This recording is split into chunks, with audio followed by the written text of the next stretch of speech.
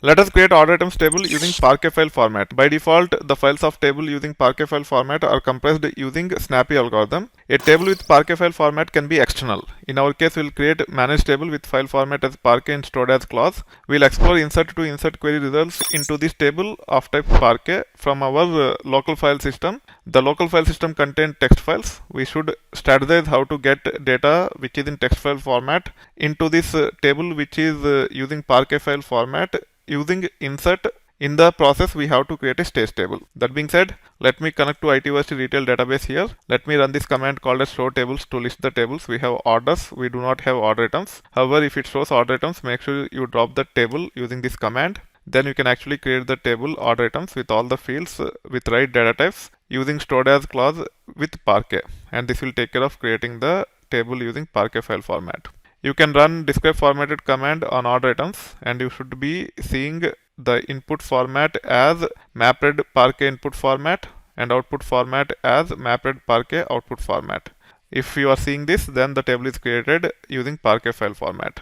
That being said, now let me scroll down here.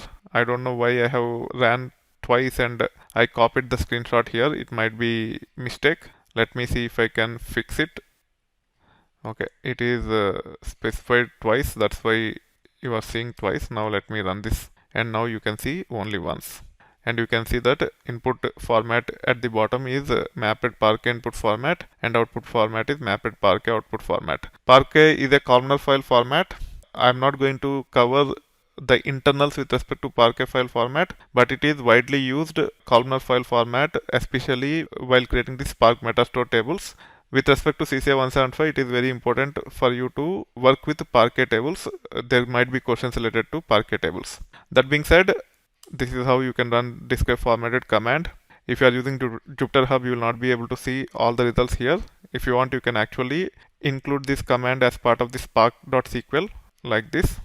And then you should be able to take care of using show to see the results. You have to specify the number of lines and then truncate as false so that the output comes up without any truncation. You can see the input format and output format here. Now if you actually look at the location, it will be empty. There is some issue with this, it is not running. Let me see. It is complaining on username. I have created this variable earlier, probably it got restarted.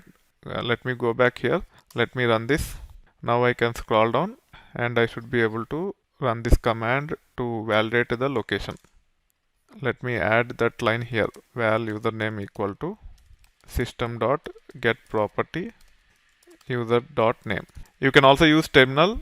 You can copy paste this command into the terminal and you should be able to run hdfs dfs-ls. However, the environment variable name is user in uppercase and hence I have to remove this Scala variable username and replace it with Linux environment variable user to replace these with the user which is used to log in into this server. Now if you hit enter, it is saying no such file or directory. The reason is hdfs dfs-ls is repeated twice. Let me delete these things and let me run this. You can see that it is empty. The folder is there but there is no data and hence it is empty. So this is how you should be able to create a table with Parquet file format. And now we have to get data into this. However, our source files are text file format and hence we cannot directly use load. We have to use insert. However, there is no direct insert to load the data from the external or the files which are in local file system into this table. We have to use the approach of creating a stage table and then we have to get the data into this table using the stage table. We will go through those steps once we understand the difference between load and insert.